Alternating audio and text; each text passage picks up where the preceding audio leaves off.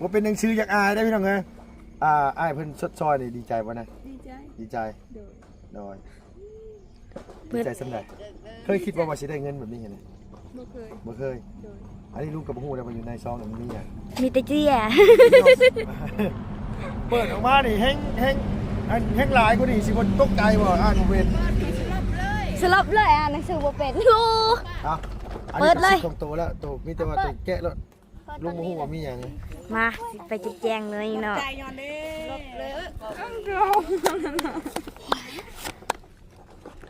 ขอเบิ่งเงินเนาะว้ายว้าวทีมจะช่องว้าว1 2 3 4 5 6 7 8 9 10ใส่มาจับให้เอามาบ่จักลานเนาะมีแต่6 ล้านอย่างเดียวยังบ่ฮอดดอกลุงเอ้ยลุงจักมือจักอันมือข้างเดียวหรือว่า2 ข้างอ๋อ3 นิ้วเองเนาะ4 นิ้วยังบ่ฮอดมอดหานิ้วซ้ำแล้ว4 นิ้วก็เอาละว่าเนาะเอาดีใจเว้ยดีใจ4 ล้าน4 ล้าน1แสนกีบ100,000ต่อ13 ล้านโอ้เย้โดยเดี๋ยวอันนี้นี่เอาได้เงิน4 ล้านกับ1แสนกีบนี่สิไปเฮ็ดหยังมันไปพอดส่วนเอาตัวบ่อยากได้ห้องน้ำตัวบ่เนี่ยเอาตัวนั้นก่อน เอาตัวนั้นก่อนตัวนั้นมันสำคัญกว่าเหรอตัวนั้นแล้วคันว่าบุมีตัวนั้นนั่นแล้วได้ไหนตายแล้วบุมีเขากินโอ้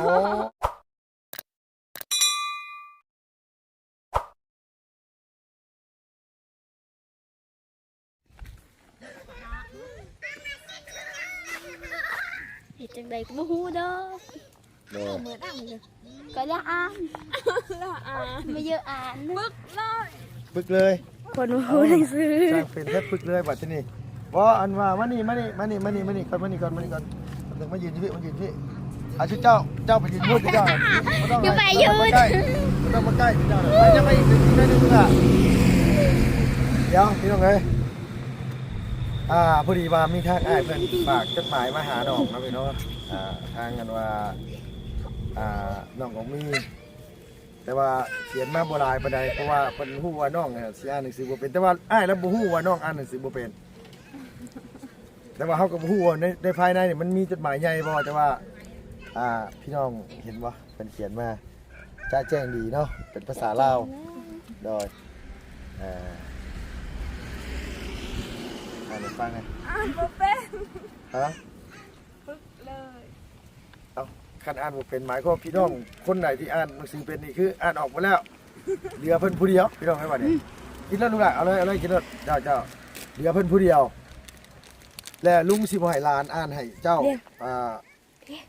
ฟังช็อกโกแลตให้ไปเฮียนเองเอาเฮียนเองเนี่ยคันว่าตัวเฮียนอ่านนี่ได้เบิดแล้วแต่ตัวจังสิซ่องได้เด้อเอาคันตัวจะฮู้ว่ามันมีหยังอยู่ในนี่น่ะตัวก็อ่านให้มันได้แต่ตัวจะเปิดซองได้เพราะฉะนั้นเปิดบ่ได้อ่านบ่ได้ก็บ่ต้องเปิดถ้าอ่านบ่ได้ก็บ่เปิดบ่ได้นะไงเรียนรู้มาแต่ไสแน่เนาะอ้าวก็ให้ร้านสอนเอาไปสอนได้ก็ได้นะที่สอนมาว่าให้ตัวอ่านได้ไปหมอก็มีบ่ม้อยเอาเฮาก็บ่ฮู้ว่ามีหยังอยู่ในเนี่ยเพราะมันหนาๆเนาะนางเนาะนี่จับเบิ่งมั้ยเอาเพิ่นฝากมาจากเมืองนอกผมจะมาเป็นยืนหล่นลาบ่จักแค่บ่ฮู้เนาะอันลูกก็บ่ฮู้เงินบักอันนั้นแผ่นหนาๆแล้วก็แบบมันหนาๆกว้างๆนี่ยันมีบ่แม่นดอกเงินลงมาเงินเป็นจดหมายแหละจดหมายหลายอย่างเนาะน้อยจะว่าบ่เนาะบ่แม่นเงินนี่บ่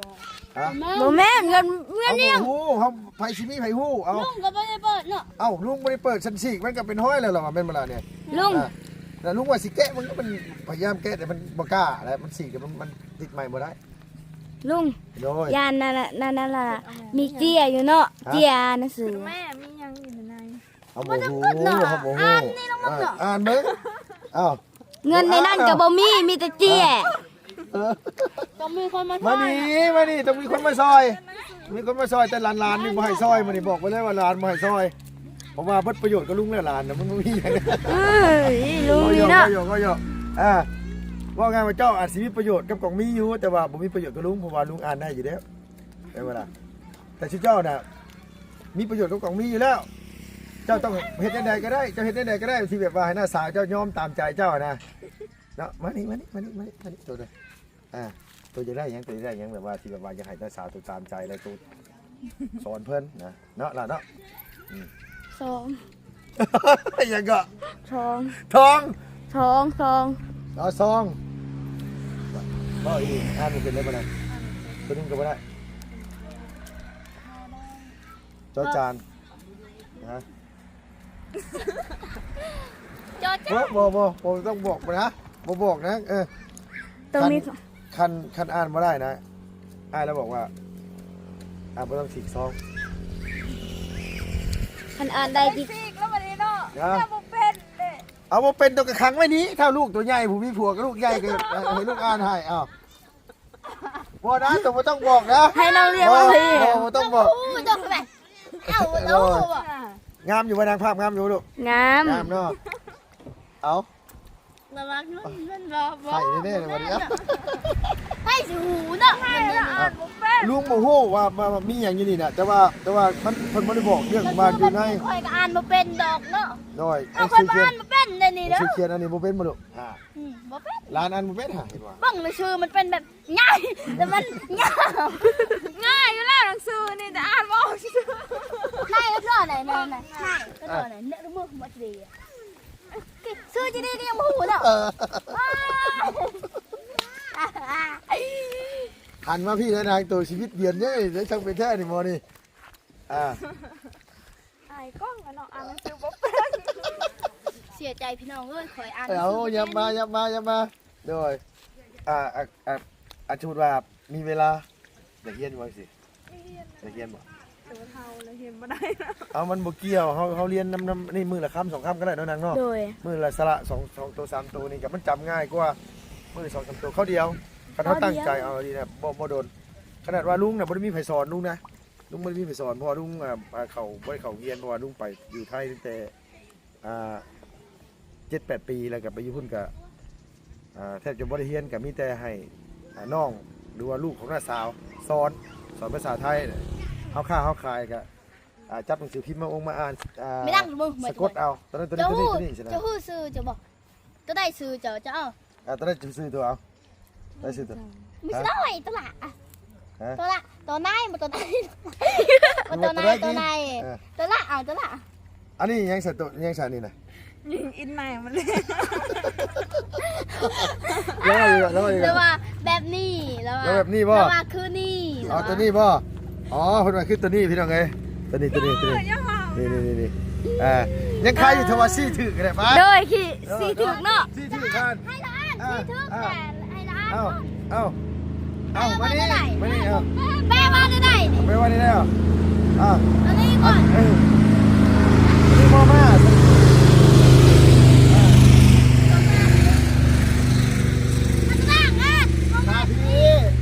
มาพี่หน่อยว่าตัวอยากอายเขาใช่ปะตัวไปรักใกล้รักกาให้ตัวจริง บริรักของไผเนาะ ไม่ได้รักของใครโอ้หมอนี่ไม่ได้รักกระสิอยากอายอันนี้โอ้ยเนาะแต่โทรมาอย่างมาไล่นี่ก็ได้มันจะคนอื่นอยู่เห็นงานแหละเนาะว่าได้ได้บ่นะนะว่าได้นะสระอากเฉพาะเป็นว่ายัง เอ้ยบ่ฮู้น่ะซ้ำนี่ก็ง่ายๆนึงเนาะสามันเด็ก นี่ไอ้สิบอกทั้งนี้เด้อไอ้สิอ่านตัวนี้ฝากถึงน้องกองมี พ่อใช้เท่านี้นี่ ตัวนี้นี่ไอ้เราฝากถึงโต ฝากถึงน้องกงมีเด้อ แต่ตัวนี้เนี่ยตัวอ่านเองจากยังนี่เนี่ย จาก อ้นเอาใส่ละคนกันว่าสิซอยว่าทีเอาบ่ให้ซอยตัว บ่ให้ซอยเพราะว่าขนาดซ้ำนี่ก็ยังอ้าปากเนาะร้านก็ได้เพราะว่าอยากให้หน้าสาวเพิ่นเปิดแล้วเพิ่นอยากรุ่นมาข้างในมีหยัง มีแต่เจี้ย บอกลุงว่ามีจดหมายแน่ๆแหละ จดหมายแต่ว่าบ่แม่นดอกอันนั้นน่ะมันใหญ่แผ่นมันใหญ่เนาะ เงินนี่บ่แม่นหรอกยังไงเงินนี่บ่แม่นเพราะแค่เป็น มา ไง คือนานา เอา บ่ มัน แม่ นั่ น น ว่า น่ะ เงินพับวันนี้นึงแบบนี้เฮ็ดต่อยๆแบบนี้เห็นบ่ แต่ต่อยโอ้เฮ็ดเลี่ยนๆเนาะบ่ได้เฮ็ด ลุง ต่ บ่ อ ฮู้ ย เพราะว่าลุงก็ยังไม่ได้เปิดเบิ่งใช่ป่ะเงินจะว่าอ้ายแล้วฝากเป็นเงินเหรียญมาบ่จักว่าตัวเคยเห็นว่าเงิน อยากฮู้เด้ เงินเหรียญ อยากได้เงินเลยเงินข่อย บ่เคยเห็น ตัวยับมาที่นี่นะตัวยับมาที่มันใกล้กล้องพ่นตัวน่ะออกหน้าออกตานะตัวนะตัวมันคุณประโยชน์กับเฮาเลยนะตัวน่ะ ลุงลานก็อยากฮู้ได้ว่าในนั้นน่ะมีหยัง ลุงอยากฮู้กันลุงก็บ่ฮู้กันนี่น่ะลุงบ่ฮู้อีหลีเพียงเลยว่ามันมีหยังอยู่ภายใน โอ้เลยเนาะ เอ้า อ่านได้ ลุงน่ะอ่านได้แต่เราบอกว่าลุงน่ะอ่านได้อยู่แต่มันบ่ได้ฮู้ว่าข้างในมันเพิ่นใส่หยังมา เงิน ฮะ บ่แม่นนะ เนาะจังหูว้า เอ้าเฮาก็บ่ฮู้จังจังเป็นเงินหรือบ่แม่นเงินแต่ว่าเฮาบ่ฮู้ว่ามันเป็นเงิ รั น ก หยั ว่าง น้องชายสุดที่รักมาหรือเปล่า จากอันนี้นะพี่น้องเอ้ยสิให้มีผู้หนึงอยู่สิแบบว่าอ้ายเพิ่นอยากเห็นอ้ายเพิ่นอยากให้ผู้นั้นมานี่ให้ ย่ามาตั้ง มาช่วยเหลือเนาะ นำบ่มาบ่นางน่ะจังน้อยบ่ มาเกินในไป พี่น้องมันมีแต่ว่า ถ้ารุ่นกันนะพี่น้องวันข้างในมันมีหยังไปทำโรงงานบ่ไปได้แล้วมาดูนะโทรหาอยู่ก่อน โทรแล้วเรื่อยๆมันยังมาทำไมมันไปใส่บ่ตอนนี้ยังถ้ารุ่นได้อยากเบิ่งแฮง ลุงก็อยากคู่คือกันอยากคู่คือกันว่ามันแม่นยังอันนี้นะ ลานอยาก มา ฮู้ หลานจะคู่วะ ด้วย เนาะอยากคู่คือกัน มา เลย กูม ดันปานนั้นเพิ่นบ่ คนไปโรงเรียนกับคนไปชวนพิษกันเลยเหรอ โอ้ลานกับนาสาวซ้ำกันเลยเนาะ ตอนขึ้นใหม่ๆผู้ไปนั่นกับบ่มีคนมาจีบบ่ล่ะ ตอนยังน้อยดำวันนี้อีกดำ ดำซ้ำสินน้องเลี้ยงเลยเนี่ย ว้าวบาปแล้วสุดโตเป็นหนังสือตัวไปบูลลี่แล้วสุดโตนะ มานะ อ่า เรามีความลับเด้เราจึงข่าวสำนี มีความลับ สูตรลับสูตรลับสูตรลับ ลูกยาข้าวบ่คอยสิให้ มึง มา ก็ เงิน200,000 ไปซื้อให้ข้าว คอยสิซื้อให้ ลุงอยากข่าวบ่ลุงต้องไปส่วนน้องกงมีเลย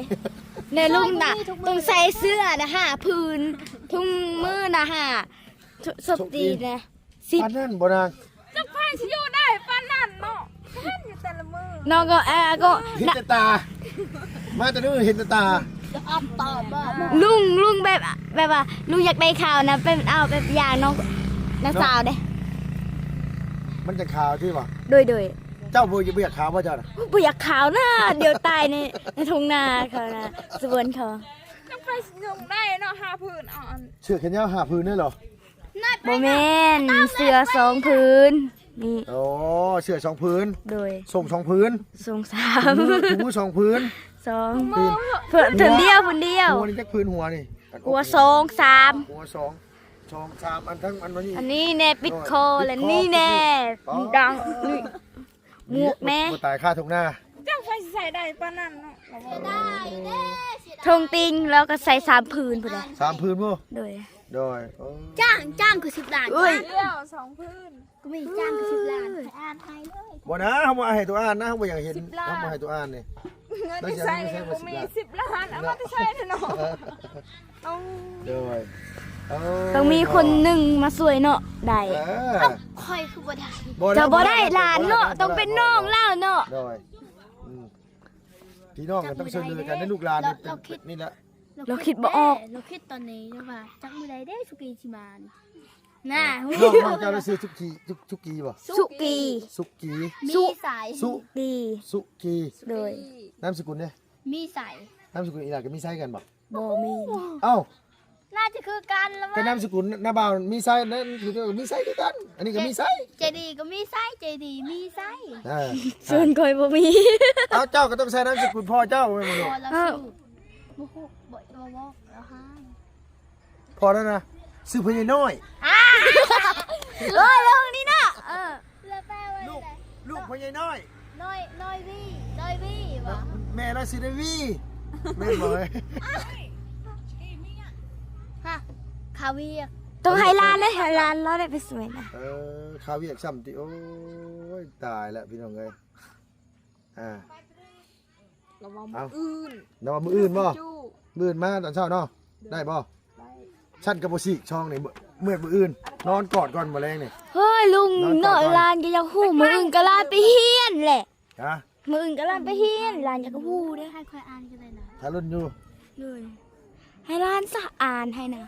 เรามือใดก็ได้ เรามื้อใดก็ได้นะ คอยอยากเบิ่งตอนนี้นะ ลุงก็อยากเห็นคือกันนะลุงก็อยากเห็นคือกันนี่นะจากใจเลยอยากเห็นคือกันว่าแม่นหยัง ลุงก็อ่านให้น้องก็บ่เลยเฮาบ่เฮาอ่านในภายนะบ่ช่วยเหลือภายทั้งสิ้นนะเฮาน่ะ ให้ร้านเลยก็อ่านน่ะให้ร้านเราเลยอ่าน เอามานี่หน่อยอ่าน ซะ เดี๋ยวบอกให้เราอ่านตามเด้ออยากมาอ่านตามเด้ออ่านตามเด้ออ่านตามอย่าไปวิดแม่กันอยากเบิ่งน่ะ จดหมาย เอาเด้อ เอาฉันบ่ได้เด้อเขาบอกบ่ได้ จดหมาย บ่เปิดเด้อ จดหมายโอ้ยสำนี้ก็ยังบ่ฮู้จดหมายจากอเมริกา มาเด้อ โอ้ยลุงหายโอ๊ยตกปากก่อน จดมาจาก โอ้ยจะมีบ่ฮู้เนาะ ฝากถึงน้องกงมีมีความดีใจบ่ที่อายได้ช่วยเหลือน้อง น้อง แล้ว โดยไปที่นี่มาว่าลุงสิถามเจ้าแล้วมันยังไม่มีอีกเนี่ยนะบิดเบือนอยู่นี่เนาะ เป็นเพื่อนแล้วเนาะ บ่เป็นหนังสืออยากอายได้พี่น้องเอ้ย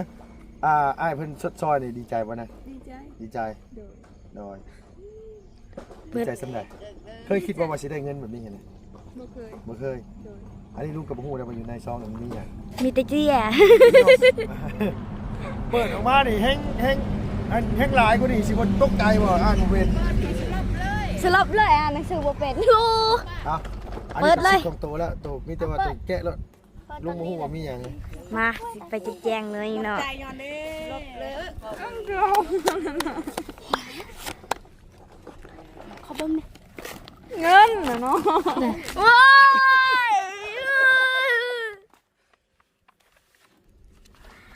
ว้าย อ๋อทีมจะช่อง ว้าย โชว์1 2 3 4 5 6 7 8 9 สิบ ใส่มาจับให้ 9 เอามา บ่จักลานเนาะมีแต่6ล้านอย่างเดียว ยังบ่ฮอดดอก ลุง เอ้ย ลุงจักมือจักอันมือข้างเดียวหรือว่า2ข้างอ๋อ3นิ้วเองเนาะ 4 4นิ้ว ยังบ่ฮอดหานิ้วซับแล้ว4นิ้วก็เอาละว่าหน่อย เอาแล้วเนาะ อ๋อดีใจเว้ย ดีใจ 4 ล้าน4ล้าน1แสนกีบ 1แสนต่อ13 ล้าน โอ้ เย้นะ เย้โดยเดี๋ยวอันนี้นี่เอาได้เงิน4ล้านกับ1แสนกีบนี่สิไปเฮ็ดหยังมัน ไปพอดส่วน เอาตัวบ่อยากได้ห้องน้ำตัวบ่เนี่ย อยากได้แต่เอาตัวนั้นก่อน เอาตัวนั้นก่อน เดี๋ยว ตัวนั้นมันสำคัญกว่าเหรอ ตัวนั้นแล้วเนาะคันว่าบุมีตัวนั้นน่ะแล้ว เร็วได้ไหน ตาย แล้วบุมีเขากิน อ๋อมันมีข้าวกิน 5นี่เป็นปีพูดถึงเท่าใด เดี๋ยวจะห้องน้ำก็อยากได้นั่นเนาะตัวจะได้นะห้องครัวบ่เป็นเรือนครัวใหม่บ่เดี๋ยวนี้ ได้เฮือน ได้เฮือน อยู่ ได้เฮือนเป็นของตัวเอง ได้เฮือนเป็นของตัวเอง เงินควรตั้งห้า ตัวก็ไปลงทุนไว้เด้ตัวก็ไปปลูกมันไว้เด้ มันบ่ถึง บ่ได้เนาะ ปลูกมันได้แล้วกับปลูกหมูตัวอยู่สวนมันลูกหลานใช้เงินหมดตัวก็ยังมีมันอยู่จะได้ขายปีหน้าเพราะเขาเบิดแล้วเขาก็เป็นเจ้ามันก็เป็นเจ้บัดนี้นะเขาเป็นเจ้แล้วเขาอยากใส่เขาได้ก็ได้ ขายมันก็ต้องไปซื้อข้าวอีกคันว่าเขาให้บ่งาม ขายมันต้องไปซื้อเขาอีกดีใจบ่นั่นดีใจบ่ ดีใจ บ่เพราะว่าอ้ายเราเห็นตัวเฮ็ดเวียกเฮ็ดงานดุแล้วบ่ได้รับเงินล้านได้คนละ5ล้าน4ล้าน3ล้าน3ล้านมีแต่ตัวผู้เดียวนี่ฮะนี่ยังก็คิดแล้วจะบ่มีอะไร ร้านเด้ ฮ ฮะ ร้านดิ เบิดแล้วบ่มีแล้ว เราไม่ โดยเอามีแต่ว่าอ้ายคนเก่าที่ฝากเงินมาให้ทางน้องจ้างคนปลูกมันนี่แหละเด้อพอดีว่าอ้ายเพิ่นเห็นน้องอนุบ้านพี่น้องเอ้ยแต่เพิ่นอยากให้อันว่ารางวัลคนขยันเนาะมีแต่ว่าน้องอยากไปใส่ส่วนตัวบ่อยากซื้อคงซื้อครีมทำผิวนู่นนี่นั่นบ่อันนี้ไล่เงินมาอยากไปจ้างปลูกมันไปรุดสวนไปเฮ็ดนั่นเฮ็ดนี่อยู่เจ้าของบ่ได้สิงามนำเขาเนาะมั่นใจตัวเองแล้วว่าตัวเองงามเลยมั่นใจตัวเองว่าตัวเองบ่ต้องใส่อย่างเลยงามแบบบ้านๆ งานธรรมชาติ งานธรรมชาติเฮ้ย ในหูปอจะดำเนาะ เนาะไอ้หูบเล่ปันบอกว่า ปันบอกว่า เด้อเอามีแต่ว่าอันยับเข้ามาอีกนิดนึงดอกไม้ดอกอีกนิดนึงมีเดียวเจ้าขอบคุณขอบใจทั้งอ้ายเพิ่นขอบคุณทุกคน อวยพรเด้อจ้า ขอบคุณจ้าเอา โอ้ย ไปพ่อจะมาถึกว่าดิโอ้หมอนี่เนาะ ให้ลาดอีกสอนเนาะ บ่ได้แล้วเนาะ2เที่ย3เที่ยแล้วเที่ย4 5ล้านถ้าออกมาได้เงินเป็น10ล้านเนี่ยเนาะ เราไปจากทางบ้านกูมีเอง เด้อไอ้มันจะฟังจากปากโตอันนี้ให้มีแต่ตามลางลานอ่านหนังสือก็ตามลางลานอวยพรก็ตามลางลาน 2 เทื่อ เราก็ไม่ได้จ่ายบ้านนายละนั่น โดยเอื้อยกะให้คักเอื้อยเนาะ หน้าเราบูเนาะ ตั้งใจกูมีตั้งใจ โดยตั้งใจเลยเนาะ จนจำละ เอาเลยพนมมือ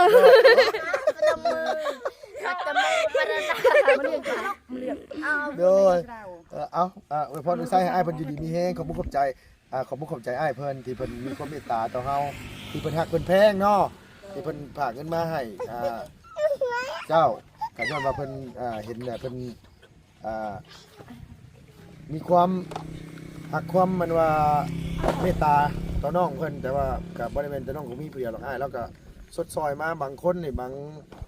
คืออยู่ตัวอย่างสาวมอนเฮ็ดขึ้นเป็นหลังพี่น้องเอ้ยหลังใหญ่เลยแต่ก็สาวค่ำอยู่บ้านหัวยืงก็หลังนึงแล้วอ้ายเราเฮ็ดรับเมาผู้เดียวเบิดแต่ละหลังนะแต่ว่าอันนี้เราฝากมาให้น้องใส่ใจในอันว่าครอบครัวเฮือนซานไปจ้างคนปลูกมันไปจ้างคนทางปลาแต่ว่าตอนแรกเราว่าสิให้น้องก็มีจ้างคนทางปลาแต่ว่าที่คันว่ามันบ่ทางบ่ทันเลยก็มีแต่จ้างคนไปรุดชวนมานะคิดว่าจังซั่นเนาะ มันสั้นเงินพอ เอาเงินตัวนั้นมันเหลือเท่าไหร่จะหาล้านเหลือเท่าไหร่ เงิน3 ล้าน อ๋อเหลืออยู่2-3 ล้านรวมตัวที่4ล้านก็7ล้านก็สิบ่ได้บ่เหยเนาะจักเอามีแต่ว่าขอบคุณขอบใจทั้งอ้ายเพิ่นนั่นแหละแต่บ่มีหลายอย่าให้ลุงสอนอีกไงเอาบ่สอนเด้อเนาะ ร้านสอนบ่ได้เลยเนาะ โดย เริ่มต้นบัตร โดย ขับใจทางอายเพิ่นเด้อคนฝากมา ที่เพิ่นฟัง ตั้งใจนะแม่หมอนี่ บ่ได้ก็ เนาะ ใจเนาะ บ่ได้เงินมานี่บัดบ่ได้เงินก็น้อยใจอีกบ่ได้เงินแล้วก็ดีใจโดย แล้วค่อยสิให้นำเด้อค่อยได้เงิน เขาเจ้าสิให้นำบ่ลูกเขาเจ้าให้นำบ่ ให้เลย ให้ดีใจนะบ่ ดีใจบ่เคยจับเงินคนนี้อ่ะ ไล่บาทเดียวแบบเป็นก้อนซ้ำแต่กิ่งซ้ำมันว่า เงิน จะดีนี่บ่ โดย สำนั้นให้ได้บ่ ให้เลยแหละ ถ้าบ่ให้แล้วให้ได้แหละ คำว่าให้ลุงยิกตัวใด นี่ใครให้เนาะ เออ แท้ขนาดอยู่ในรถเขายังให้เลยเอาไปเนี่ย ถูกฝากมาให้น้องอันว่าเลี้ยงนี่เด้อ แค่นึงเรียงบ่ได้ให้นี่ลุงยิกค่ะยิกมือเลย บ่ซั่นก็ให้นั่งใกล้กูมีให้กูมีบิดคักๆเด้อ โดย แท้ไม่ใช่บ่ซั่นก็เอายามองมาทาตานะมันนี่เนาะเอาโอเคซะเว้าแล้วเรื่องนั้นมันเป็นไปบ่ได้แล้วมันบ่มีแล้ว กูมีอวยพรเรา โดยฮะกูมีอวยพรอ้ายเพิ่นเอาดีๆเด้ออย่าหัวแม่ ต่อ โดย โอ้ยมือไรสิแล้วเนาะ มันได้เครื่องนึงเนี่ยมันข้างกับบ่เป็นอย่างเดียวก็6 โมงเลยเด้อจ้าเป็นสิบ่เฮ็ดเนาะเอานับ1 2 3ให้3เพิ่น ล่าจะหน่อย 3 2 1เริ่มต้น ลานก็แซวอยู่ลานก็ได้ เอาบ่ได้แซวเนาะ หมอนี่ตั้งใจได้ไหม ขอบใจทางอายเพิ่นเด้อที่ฝากเงินมาให้ขอให้เพิ่นดีๆมีแฮงให้ร่ำให้รวยที่เพิ่นอีตน น่ะ ช่วยเหลือเนาะ โดย ปรารถนาสิ่งใดคอยได้สิ่ง ปรา นั้น รถนา ก็ สิ่ง ให้ ใด อายุ ได้สิ่งนั้น เดียว ให้ได้ อย่าพักขอให้อายุดีมีแห้ง ขอให้อายอยู่ดีมีแห้งให้ร่ำให้รวยความเจ็บอย่าได้ความไข้อย่ามี โดย ขอให้สุขภาพแข็งแรง โดย ปรารถนาสิ่งใดคอยได้สิ่งนั้น เอาอันนี้พ่อว่าจะไหนเนาะหน้าสาวเจ้ากำลังไปได้ดีแบบแม่ อ้าว ขอให้ไอ้ร่ำไม่รวยเนาะ ขอให้ร่ำให้รวย สุขภาพพนามัยแข็งแรง แข็งแรง โดยจะเจ็บจะจน อย่าเจ็บอย่าจน หาเงินในล้นล้น ขอให้ไอ้เฮ็ดธุรกิจการงานยังอยู่กับขอให้ร่ำไม่รวยเนาะ ขอให้อายเฮ็ดธุรกิจเฮ็ดงานก็ให้ร่ำให้รวย มีคนหักคนหอมหลายๆเด้อเนาะ ๆก็มีคนนับคนแพงในไล่อยู่แม่คนโน้ม ไปชมเอาเมียเราเนี่ยเนาะหอมเนาะแล้วก็อะไรเมียเราลูกแล้วเนี่ยเนาะหอม เอ้าหักแพงบ่เป็นหอมขอให้มีคนหักคนแพงหลายๆเด้อ ขอให้มีคนหักคนแพงหลายๆเด้อ ขอให้มีคนหักคนแพงหลายๆเด้อ ขอบคุณขอบใจไอ้หลาย ขอบใจอ้ายหลาย ยังมึงอย่า ๆเอาท่านนั้นจะจบแล้วบ่สาธุกับสาธุเอาสาธุเอาสาธุเอาอย่าทีเลยซ่าได้เด้อ ๆ FC เด้อ เนาะ นี่ก็ขอโทษขออภัยหลายๆแบบว่าน้องมายืนอยู่ตรงนี้ได้ก็ถือว่าชุดเลยล่ะเพราะว่าน้องน่ะอยากอายตั้งแต่น้องอ่านหนังสือบ่เป็นแล้ว เบิ่งน่ะอาบน้ำมานี่ลุงนึกว่าน้องถือขี้ไข่ คิงไข่คืออย่างไอ้ลูก เอาขี้ไข่คือเขาเป็นไข่ไงนะป่วยไงบ่สบายไง อ๋อ คนบ่สบายคนไข้ว่าไงว่า คนบ่มีแห้งย่างเลยแบบเพิ่นคิดหลายว่าอ่านหนังสือจังได๋ดิ อ๋อ อ่านหนังสือบ่ได้คิดหลาย อวยพรได้เด้อะ อ๋อโอ้ยเพราะว่าอ่านหนังสือบ่เป็นสิเนาะคนไทยจะมอง คนแบบว่าคนเจ็บป่วยนี่ คนบ่มีแฮ มื้อนี้ ง เนี่ยบ่คิดเบัดมื้อบ่มื้อนี้น่ะเอาน้องบอกว่าน้องสิมีจดหมายมาให้ได้คิดเบัดมื้ออิหยังก็เอิ้นว่าจิตใจบ่ดีแล้วจักสิเฮ็ดแบบใดนะ เท่าเพียง ลำบากใจเพิ่นหั่นเนาะนางเนาะตุกกันเนาะ ชับ ลำบากใจ เท่าพายัง ฝากใจจะดีใจนะ แกต่ออัน ลำ เดี บาย ก ว ใจ หาง แต่ดีใจนำโอเคนะฉันเนี่ยมีแต่ว่าลุงกันว่าอนุมือเดี๋ยวลุงสิขอเอาอันขอบใจอ้ายเพิ่นเนาะจังได๋ก็ทางน้องขอเป็นตัวแทนที่อ้ายไว้วางใจให้น้องมาเป็นสะพานบุญให้เนาะทางน้องของมีก็ขอให้อ้ายอยู่ดีมีแห้งเด้อความเจ็บจะได้ความไข้จะมีปรารถนาสิ่งใดก็ขอให้อ้ายสมความมุ่งมั่นปรารถนาเฮ็ดธุรกิจการงานยังอยู่ก็ขอให้อ้ายร่ำให้รวยอย่าเจ็บอย่าจนสุขภาพพนามัยแข็งแรงเด้ออ้ายเด้อขอให้มีคนหักคนหลงคนหักคนแพงหลายๆแต่ก็ขอให้ครอบครัวเฮือนซ่านอ้ายจงมีอยู่เย็นเป็นสุขตลอดปีตลอดไปได้เด้อสาธุเนาะแต่จริงลูกนะอวยพรด่ากันนี่แหละ นี่น้องเรียก เพิ่นน่ะหัว เวลาหมูนี่น่ะหัวเพิ่นน่ะเก่งเด้เพิ่นเนาะลูกคนลาวเด้เพิ่นลูกคนลาวเลย ลูกคนเวียด เก่ง นามลูกคนลาว เพิ่นเก่งนี่เอ้าเนาะล่ะเนาะเก่งเนาะสวัสดีป้าลุงแน่ นี่ปลาลุง เอาตาเพิ่นได้หน้าสาวเพิ่นน้อยหนึงนะพี่น้องเพิ่นน่ะเดี๋ยวโอเคซะนะเอาสวัสดีป้าลุงนี่ล่ะสวัสดีเด้อเอาสวัสดีเด้อเอาทั้งนี้เด้อสบายดีเด้อแม่เด้อทั้งนี้สบายดีเด้อโดยดีใจอยู่บ่ดีใจอยู่บ่ ดีใจแฮะ ดีใจดีใจแห้งทางกันว่าเอื้อยเพิ่นก็มารุ่นย้ำอยู่เนาะเอื้อยกันเนาะเออ น้องก็มียังบ่ทันเปิดช่องตกใจอยู่เลย ยังตกใจอยู่ตกใจว่า ตกใจดีใจแล้วนะ เออ เก็บใจบ่ได้เลย ตกใจ โอ้ถ้าเป็นเงินเหรียญหลายปานนี้นี่ป้าซ้ำสิใช่ตัวปีนี่นะเนาะ กระจับมันเห็นเลยว่า อืมโดยมีแต่ว่าลูกเมื่อมื้ออื่นเนี่ยตอนเช้ามาเนี่ยพาไปเบิ่งในเด้อหม่องอันนั้นเด้อไปเบิ่งกล้วยนำเด้อยากได้กล้วยนำมีอยู่บ่สิซื้อเอาดอกสิซื้อเอาดอก นี่บ่ต้องซื้อให้ ได้ให้บ่ให้น้ำตาดิบ่ โดยโหบ่เฮ้ย กระปุกไผแบบว่าแบบหนาชุดกระปุกไผหนาชุดนักชุดเดี๋ยวนี้น่ะเรื่องรถเรื่องล่างเฮาน่ะแบบชุดตัวเชียวในใด คนตัวนี้นะกระปุกมูตัวนั้นนะกินท้องแตกแล้ว ท้องแตกเลยห่าน ยังก็โมไข่หิวเขา หมูให้ นี่ อยู่ สองคนนี่แหละอย่างหิวข้าว เออ โดยโดยอ่า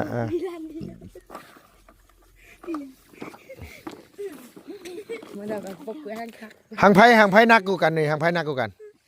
มาเรียกนุบุญละฮะ ไปเอามาเบิ่งดู โดยใส่ไปเอามาเบิ่งเนื้อไป2คนสิเจ้าไปเร็วๆลูกหลานไปนี่ได้2คนนี่กับอันของอันนี่เลี้ยงกับนั่นน่ะโดย